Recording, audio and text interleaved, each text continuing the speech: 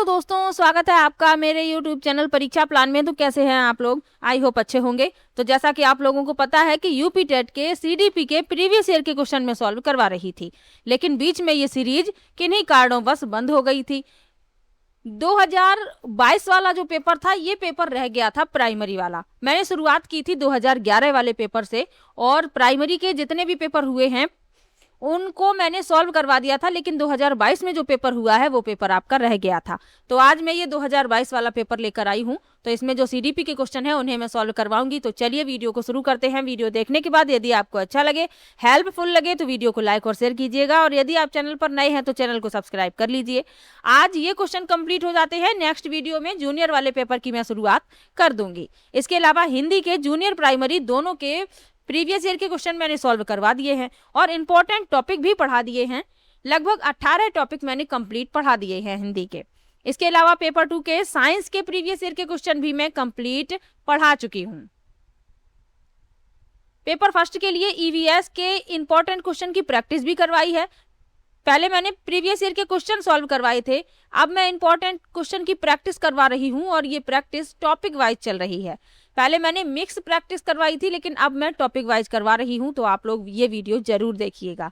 इसके अलावा paper first के मैथमेटिक्स के प्रीवियस ईयर के क्वेश्चन भी मैंने सॉल्व करवा दिए हैं, वो सीरीज भी चल रही है। तो आप लोग वो वीडियो भी जरूर देख लीजिए, क्योंकि प्रीवियस ईयर के क्वेश्चन पढ़ना बहुत ही ज्यादा जरूरी है। अब ये जो क्वेश्चन है, यानी ये जो पेपर है जो लास्ट आपका 2022 में हुआ था यूपी टेट का पेपर, तो ये जो क्वेश्चन थे ये पूरा पेपर ही, क्वेश्चन नहीं, पूरा पेपर ही 2017 वाला था। यानी जो पेपर 2017 में हुआ था वही पेपर 2022 में ही उठाकर रख दिया गया था। तो इसीलिए मैं कहती हूँ कि किसी भी एग्जाम की तैयारी आप कर रहे हो तो आपको सबसे पहले प्रीवियस ईयर के क्वेश्चन पढ़ने चाहिए।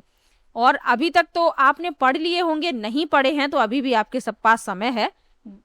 पेपर फर्स्ट देने वाले हैं तो पेपर फर्स्ट प्रीवियस ईयर के सभी पेपर जो हुए हैं उनको पढ़ के जाइए। पेपर सेकंड देने वाले हैं तो भी जरूर पढ़ के जाइए। चलिए आज के वीडियो को शुरू करते हैं। वीडियो देखने के बाद यदि आपको अच्छा लगे, हेल्पफुल लगे, तो वीडियो को लाइक और शेयर कीजिएगा, और यदि आप चैनल पर नए हैं तो चैनल को सब्सक्राइब कर लीजिए।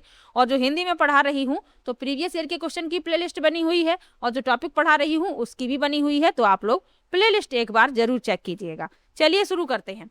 पहला प्रश्न दिया गया है, कोहलर निम्न में से किससे संबंधित थे? पहला है अभिप्रेरणा के सिद्धांत, दूसरा है अधिगम के सिद्धांत, तीसरा है व्यक्तित्व के सिद्धांत, और चौथा है विकास के सिद्धांत।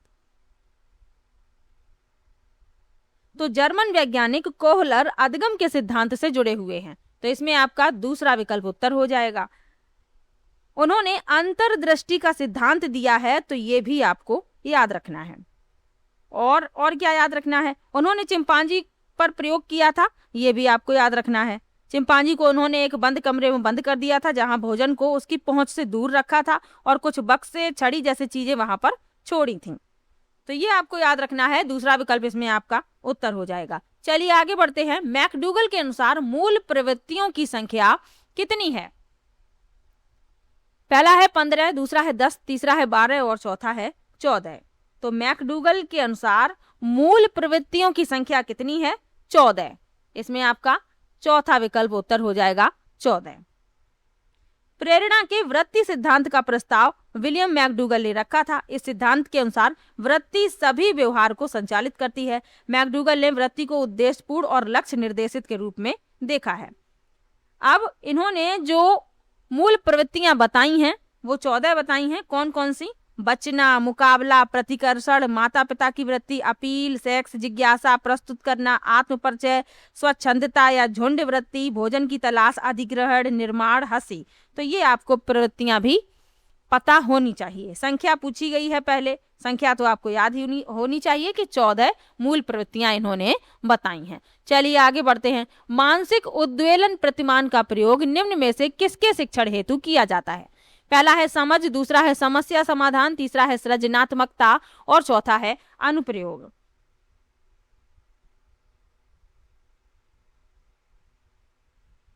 तो मानसिक उद्वेलन विधि एलेक्स एफ ओसबोर्न द्वारा विकसित की गई। यह सृजनात्मक सोच को उद्दीपित करने के लिए सबसे पुरानी और सबसे प्रसिद्ध तकनीक है। यह जटिल और महत्वपूर्ण समस्याओं को हल करने के लिए सबसे उपयोगी है। तो इसमें जो आपका उत्तर होगा वह तीसरा विकल्प हो जाएगा, क्रिएटिविटी यानी कि सृजनात्मकता। चलिए आगे बढ़ते हैं। निम्न में से किसके प्रयोग में कुत्ता एक विषयी था? पहला है स्किनर, दूसरा है कोहलर, तीसरा है थार्नडाइक और चौथा है पावलोव। तो जो पावलोव थे, इवान पावलोव, ये एक रूसी वैज्ञानिक थे, रूसी मनोवैज्ञानिक। इन्होंने शास्त्रीय अनुबंधन सिद्धांत को प्रतिपादित किया है और इन्होंने जो प्रयोग किया है वह कुत्ते पर किया है। तो इसमें जो आपका उत्तर होगा वह चौथा विकल्प हो जाएगा, पावलोव।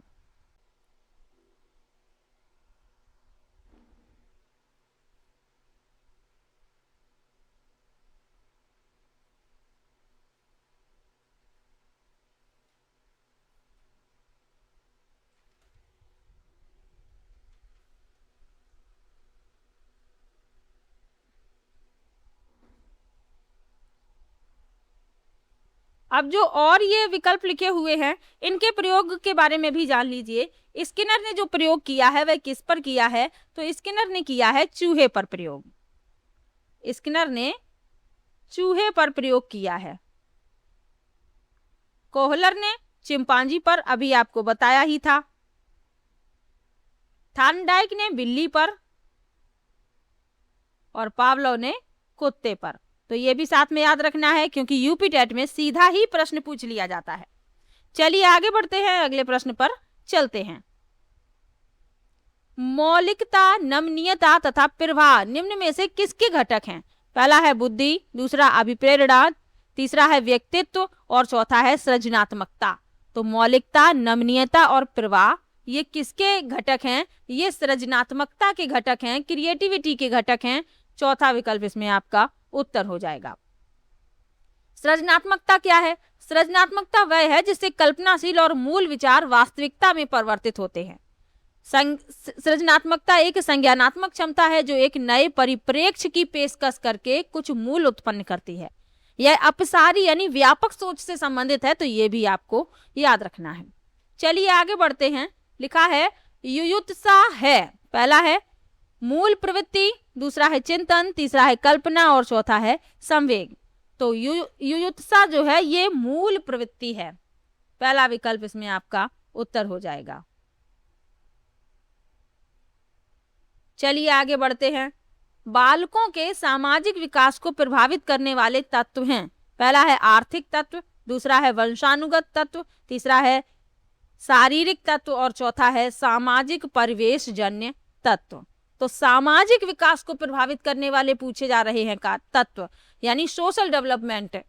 तो इसमें जो आपका उत्तर हो जाएगा सामाजिक परिवेश जन्य तत्व, सोशल एनवायरमेंटल एलिमेंट्स। चौथा विकल्प इसमें आपका उत्तर हो जाएगा। सामाजिक विकास से क्या तात्पर्य है? तो सामाजिक विकास से तात्पर्य किसी व्यक्ति के विकास से है, जैसे वह समाज का एक उपयोगी सदस्य बन जाता है। सामाजिक विकास समूह के मानकों के अनुरूप सीखने की प्रक्रिया है। तो चौथा विकल्प इस प्रश्न का उत्तर हो जाएगा। चलिए आगे बढ़ते हैं। शारीरिक विकास का एक प्रमुख नियम निम्न में से कौन सा है? तो विकास क्या है? विकास उस प्रक्रिया को संदर्भित करता है जिसके द्वारा किसी व्यक्ति की क्षमता प्रकट होती है और नई क्षमताओं, गुणों और विशेषताओं के रूप में प्रकट होती है। अब शारीरिक विकास का प्रमुख नियम कौन सा है पूछा जा रहा है, तो द्रुतगामी विकास का नियम। तीसरा विकल्प इसमें आपका उत्तर हो जाएगा।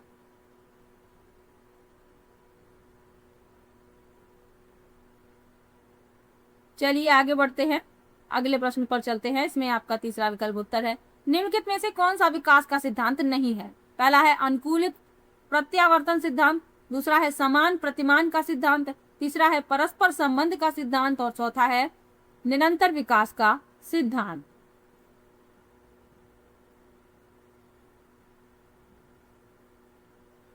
तो जो विकास का सिद्धांत नहीं है वह है अनुकूलित प्रत्यावर्तन सिद्धांत, ये विकास का सिद्धांत नहीं है। बाकी ये तीनों आप देख रहे हैं, समान प्रतिमान, परस्पर संबंध और निरंतर विकास, ये तीनों विकास के सिद्धांत हैं। चलिए आगे बढ़ते हैं, इनके बारे में थोड़ा थोड़ा जान लीजिए। निरंतर विकास का सिद्धांत क्या है? तो विकास एक सतत प्रक्रिया है जो गर्भाधान से शुरू होती है और जीवन के साथ समाप्त होती है। विकासात्मक परिवर्तनों की दर और प्रक्रिया की गति धीमी हो सकती है, यह निश्चित समय पर गति प्राप्त कर सकती है, लेकिन यह कभी भी पूरी तरह से बंद नहीं होती, ये भी आपको याद रखना है। परस्पर संबंध का सिद्धांत क्या कहता है? विकास और सीखने के सभी क्षेत्र भौतिक, सामाजिक और भावात्मक, संज्ञानात्मक महत्वपूर्ण हैं और वे बारीकी से परस्पर जुड़े हुए हैं। और समान प्रतिमान का सिद्धांत तो विकास की प्रक्रिया के बारे में लाए गए परिवर्तन अनुक्रमित आदेश का पालन करते हैं। यह क्रम या आदेश सामान्यतः सभी के लिए समान होता है। ये इतना साथ में याद रखिए, पहला विकल्प इसमें आपका उत्तर है। अगला प्रश्न है, विकास के परिणाम स्वरूप नवीन विशेषताएं और नवीन योग्यताएं प्रकट होती हैं। यह कथन किसने दिया है? पहला है गेसेल, दूसरा है डगलस और हॉलैंड, तीसरा है मेरेडिथ और चौथा है हरलॉग। तो इसमें जो आपका उत्तर होगा वह होगा डी विकल्प हरलॉग। चौथा विकल्प इसमें आपका उत्तर हो जाएगा। तो हरलॉग के अनुसार विकास बढ़ती परत तक सीमित नहीं होता, इसके बजाय इसमें परिपक्वता के लक्ष्य के लिए परिवर्तनों की एक प्रगतिशील श्रृंखला शामिल है। व्यक्ति की ओर से नई विशेषताओं और नई क्षमताओं में विकास का परिणाम होता है।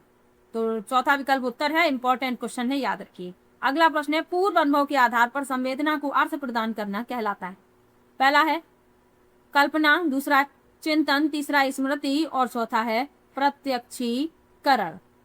तो पूर्व अनुभव के आधार पर संवेदना को अर्थ प्रदान करना प्रत्यक्षीकरण कहलाता है। चौथा विकल्प इसमें आपका उत्तर हो जाएगा परसेप्शन, प्रत्यक्षीकरण। प्रत्यक्षीकरण वह प्रक्रिया है जिसके माध्यम से हम सूचनाओं की व्याख्या करते हैं और उन्हें व्यवस्थित करते हैं ताकि वस्तुओं और उनके संबंधों के बारे में हमारी जागरूक अनुभव का उत्पादन किया जा सके। तो इसमें आपका चौथा विकल्प उत्तर है। अगला प्रश्न है, सीखने में प्रयास व भूल के सिद्धांत का प्रतिपादन किसने किया? पहला है कोहलर, दूसरा है गेस्टाल्ट, तीसरा है थार्नडाइक और चौथा है पावलोव। तो प्रयास और त्रुटि का सिद्धांत दिया है थार्नडाइक ने। बिल्ली पर इन्होंने प्रयोग किया था, ये भी आपको याद रखना है। चलिए आगे बढ़ते हैं। और इन्होंने 3 मुख्य नियम दिए थे, ये भी याद रखिए, तत्परता का नियम, अभ्यास का नियम और प्रभाव का नियम, ये भी पूछ लिए जाते हैं। अगला प्रश्न है, औसत बुद्धि वाले बालकों का बुद्धि लब्धि स्तर होगा। पहला है 70 से 79, दूसरा है 110 से 114, तीसरा है 90 से 109 और चौथा है 80 से 89। तो औसत बुद्धि वाले बालकों का बुद्धि लब्धि स्तर पूछा जा रहा है। तो औसत बुद्धि वाले बच्चों का बुद्धि लब्धि स्तर होगा 90 से 109। तीसरा विकल्प इसमें आपका उत्तर हो जाएगा। 1912 में विलियम स्टर्न ने इंटेलिजेंट कोशिएंट यानी IQ नामक अवधारणा का सुझाव दिया। यह एक मानकीकृत परीक्षण के स्कोर को संदर्भित करता है जो मानव बुद्धि का आकलन और माप कर सकता है। फॉर्मूला भी आपको याद रखना है IQ का, क्या होता है? मानसिक आयु बटे में वास्तविक आयु गुणा 100। चलिए आगे बढ़ते हैं। निम्न में से कौन तरल क्रिस्टलीय बुद्धि के प्रतिमान के प्रतिपादक थे? पहला है कैटल, दूसरा है स्किनर, तीसरा है वर्नन और चौथा है थार्नडाइक। तो कैटल ने तरल बुद्धि को संबंधों से संबंधित पिछले विशिष्ट अभ्यास या निर्देश से स्वतंत्र रिश्तों को महसूस करने की क्षमता के रूप में परिभाषित किया। तरल बुद्धि सोचने और तर्क करने और समस्याओं को हल करने की क्षमता है। तो इसमें आपका पहला विकल्प उत्तर हो जाएगा कैटल। चलिए आगे बढ़ते हैं। क्रिया प्रसूत अधिगम सिद्धांत का प्रतिपादन किया। पहला है हल, दूसरा स्किनर, तीसरा है गार्टी और चौथा थार्नडाइक। तो क्रिया प्रसूत अधिगम सिद्धांत का प्रतिपादन किसने किया था? स्किनर ने। चूहे पर इन्होंने प्रयोग किया, तो ये भी याद रखिएगा, दूसरा विकल्प इसमें आपका उत्तर हो जाएगा। चलिए आगे बढ़ते हैं। ब्लूप्रिंट निम्न में से किसका महत्वपूर्ण घटक है? पहला है परीक्षण निर्माण, दूसरा है परीक्षण अंकन, तीसरा है परीक्षण प्रशासन और चौथा है परीक्षण वैधता। तो ब्लूप्रिंट किसका महत्वपूर्ण घटक है? तो ब्लूप्रिंट किसका महत्वपूर्ण घटक है? परीक्षण निर्माण का,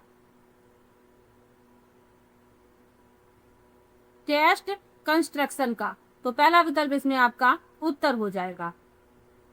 चलिए आगे बढ़ते हैं, अगले प्रश्न पर चलते हैं। विकास की पूर्व संक्रिय अवस्था निम्न में से किसने दिया था? पहला है ब्रूनर, दूसरा स्किनर, तीसरा कोहलर और चौथा पियाजे।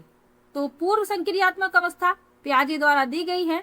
जीन पियाजे ने संज्ञानात्मक विकास की 4 अवस्थाएं बताई हैं और चारों आपको याद रखनी है। संवेदीगामक अवस्था, पूर्व संक्रियात्मक अवस्था, मूर्त संक्रियात्मक अवस्था और औपचारिक संक्रियात्मक अवस्था। जीन पियाजे से संबंधित प्रश्न जरूर मिलेगा, ये याद रखिएगा। चलिए आगे बढ़ते हैं।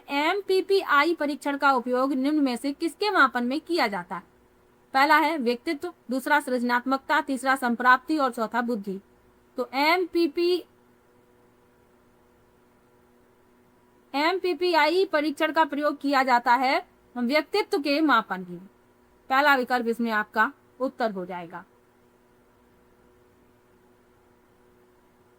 मिनेसोटा बहुभाषी व्यक्तित्व परीक्षण सबसे आम व्यक्तित्व सूची है। यह विशेष रूप से परीक्षण करती है। MPPI में असमान व्यवहार स्वरूप में 567 कथन होते हैं और कथनों के उत्तर सत्य, असत्य या नहीं कह सकते में होने चाहिए। तो ये परीक्षण जो है व्यक्तित्व मापन के लिए किया जाता है। चलिए आगे बढ़ते हैं। अधिगम हेतु निम्न में से क्या सर्वाधिक आवश्यक है? पहला है अभिप्रेरणा, दूसरा निर्देशन, तीसरा परिपक्वता और चौथा रुचि। तो अधिगम के लिए सबसे आवश्यक क्या है? रुचि, इंटरेस्ट। चौथा विकल्प इसमें आपका उत्तर है। शैशव काल का समय है, पहला है 12 से 18 वर्ष, दूसरा है 15 वर्ष तक, तीसरा है जन्म से 6 वर्ष और चौथा है जन्म से 2 वर्ष। तो शैशव काल की अवधि क्या कितनी है? जन्म से 2 वर्ष। शैशवावस्था से तात्पर्य बच्चे के विकास के पहले 2 वर्षों से है, जिसमें बच्चा जन्म के बाद तेजी से बढ़ता है। यह विकास की महत्वपूर्ण अवधि है जिसमें बच्चा बैठना, रेंगना, खड़ा होना आदि सीखता है। चलिए आगे बढ़ते हैं। इसमें आपका चौथा विकल्प उत्तर है। कोहलर अपने प्रयोग से यह सिद्ध करना चाहते थे कि अधिगम, पहला है समग्र परिस्थिति का प्रत्यक्षीकरण है, दूसरा है मानव का अधिगम प्रयोजनपूर्ण है, तीसरा है जानवरों में मनुष्यों से श्रेष्ठ है और चौथा है एक स्वतंत्र क्रिया है। तो अपने प्रयोग के माध्यम से कोहलर जो है यह सिद्ध करना चाहते थे कि अधिगम जो है ये क्या है? पूर्ण स्थिति की धारणा है, यानी कि समग्र परिस्थिति का प्रत्यक्षीकरण है। पहला विकल्प इसमें आपका उत्तर हो जाएगा। चलिए आगे बढ़ते हैं। किसने पाठ योजना की पंचपद प्रणाली प्रतिपादित की थी? पहला है जॉन डीवी, दूसरा है ब्लूम, तीसरा है किलपैट्रिक और चौथा है हार्वर्ट। मोस्ट इंपॉर्टेंट क्वेश्चन है। तो JF हार्वर्ट एक जर्मन मनोवैज्ञानिक द्वारा पाठ नियोजन की 5 चरणबद्ध प्रणाली शुरू की गई। पाठ नियोजन के लिए उनकी 5 चरण प्रणाली में तैयारी, प्रस्तुति, मेल, सामान्यीकरण और आवेदन सहित 5 असतत कदम शामिल है। तो इसमें आपका चौथा विकल्प उत्तर हो जाएगा हार्वर्ट। चलिए आगे बढ़ते हैं। निम्नलिखित में ग्रंथियों के आधार पर व्यक्तित्व के विभिन्न प्रकारों की चर्चा किसने की? पहला है क्रेशमर, दूसरा है स्प्रेंजर, तीसरा है कैनन और चौथा है जुंग। तो कैनन ने ग्रंथियों के आधार पर विभिन्न प्रकार की व्यक्तित्व का वर्णन किया। ग्रंथियां 2 प्रकार की होती हैं, वाहिनी ग्रंथियां और नलिका विहीन ग्रंथियां।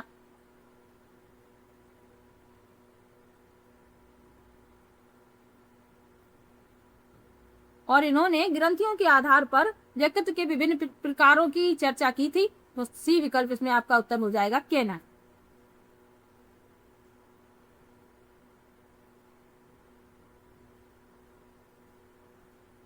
चलिए आगे बढ़ते हैं। सृजनात्मकता मौलिक परिणामों को अभिव्यक्त करने की मानसिक प्रक्रिया है, यह कथन है। पहला है कोल एवं ब्रूस का, दूसरा है क्रो एवं क्रो का, तीसरा है डिहान का और चौथा है ड्रेवहल का। तो सृजनात्मकता मौलिक परिणामों को अभिव्यक्त करने की मानसिक प्रक्रिया है, यह कथन क्रो एंड क्रो का है। दूसरा विकल्प इसमें आपका उत्तर हो जाएगा। चलिए आगे बढ़ते हैं, अगले प्रश्न पर चलते हैं। BF स्किनर के अनुसार बच्चों में भाषा का विकास होता है। पहला है जन्मजात क्षमताओं के फलस्वरूप, दूसरा है व्याकरण में प्रशिक्षण के फलस्वरूप, तीसरा है अनुकरण एवं प्रबलन के फलस्वरूप और चौथा है परिपक्वता के फलस्वरूप। तो BF स्किनर के अनुसार बच्चों में भाषा का विकास होता है अनुकरण और पुनर्बलन के परिणाम के रूप में। तो इसमें आपका जो उत्तर होगा तीसरा विकल्प, अनुकरण एवं प्रबलन के फलस्वरूप। चलिए आगे बढ़ते हैं। मूल प्रवृत्तियों को 14 प्रकार से वर्गीकृत किया। तो अभी आपको प्रश्न में ही इसका उत्तर मिल गया। जो दूसरा प्रश्न था, बताया गया था कि मैकडूगल ने कितनी प्रवृत्तियां बताई हैं, तो 14 बताई हैं उन्होंने। चौथा विकल्प इसमें आपका उत्तर हो जाएगा। अब इस प्रश्न से आप उस प्रश्न का उत्तर भी दे सकते हैं, उस प्रश्न से इसका दे सकते हैं, संबंधित प्रश्न है। चलिए आगे बढ़ते हैं। अगला प्रश्न है, किसी दूसरी वस्तु की अपेक्षा एक वस्तु पर चेतना का केंद्रीकरण अवधान है, यह कथन है। पहला है डमविल का, दूसरा मैकडूगल, तीसरा मन और चौथा रॉस। तो ध्यान एक विषय पर चेतना की एकाग्रता है बजाय एक दूसरे पर। तो ये डमविल का कथन है। पहला विकल्प इसमें आपका उत्तर हो जाएगा। चलिए आगे बढ़ते हैं।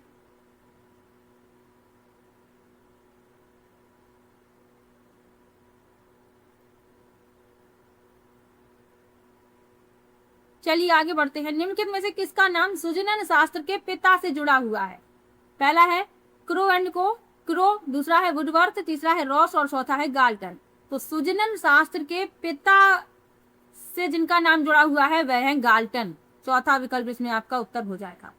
शब्द सुजनन शास्त्र शुरू में प्रस्तावित किया गया था और एक विक्टोरियन वैज्ञानिक सर फ्रांसिस गाल्टन द्वारा परिभाषित किया गया था। यह सुजनन शास्त्र के जनक हैं, तो ये आपको याद रखना है। और इनके चचेरे भाई थे चार्ल्स डार्विन।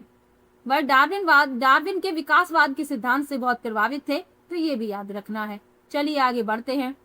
12 से 16 वर्ष के बालकों हेतु हिंदी में डॉक्टर एस जलोटा ने कौन सा परीक्षण प्रतिपादित किया था?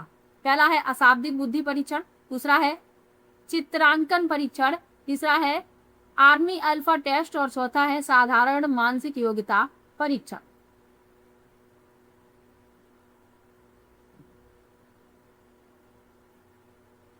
तो इसमें जो आपका उत्तर है वह है चौथा विकल्प सामान्य मानसिक योग्यता परीक्षण। और आखिरी प्रश्न, बुद्धि के द्विकारक सिद्धांत का प्रतिपादन किसने किया? पहला है थॉर्नडाइक, दूसरा ईस्टर्न, तीसरा वर्नन और चौथा स्पीयरमैन। तो बुद्धि के द्विकारक सिद्धांत का प्रतिपादन किया चार्ल्स स्पीयरमैन ने और 1923 में इन्होंने अपने सिद्धांत का प्रस्ताव रखा था, तो ये भी याद रखिए। अब आपसे पूछ लिया जाए कि बुद्धि का बहुक्रिया सिद्धांत किसने दिया? तो थॉर्नडाइक ने। बुद्धि परीक्षण के मनोवैज्ञानिक तरीके विलियम स्टर्न ने और बुद्धि का पदानुक्रमिक सिद्धांत फिलिप ई वर्नन ने, तो ये भी याद रखिए। चलिए आगे बढ़ते हैं। आगे क्या बढ़ना, अब तो ये जो क्वेश्चन है वो कंप्लीट हो गए हैं। ये जो पेपर था ये 2022 में आपका संपन्न कराया गया था। आपको किसी भी प्रश्न में डाउट हो आप कमेंट बॉक्स में जरूर लिखिए। प्लेलिस्ट बनी हुई है सीडीपी के प्राइमरी के, आज सभी पेपर कंप्लीट होते हैं और आपको वहीं पर सभी पेपर मिल जाएंगे। समय थोड़ा सा निकाल कर एग्जाम से पहले ये क्वेश्चन जरूर देख लीजिएगा। चलिए मिलते हैं नेक्स्ट वीडियो में। हिंदी के क्वेश्चन में पढ़ा चुकी हूँ, प्रीवियस ईयर के सभी क्वेश्चन, इंपॉर्टेंट क्वेश्चन की प्रैक्टिस भी साथ में चल रही है, क्योंकि एक टॉपिक कंप्लीट होने के बाद उससे संबंधित प्रश्न भी मैं नेक्स्ट वीडियो में करवा देती हूँ। और अभी जो लास्ट हिंदी का वीडियो आया है अलंकार से संबंधित था, तो आप लोग वो वीडियो भी जरूर देख लीजिएगा। चलिए मिलते हैं नेक्स्ट वीडियो में, तब तक के लिए बाय बाय।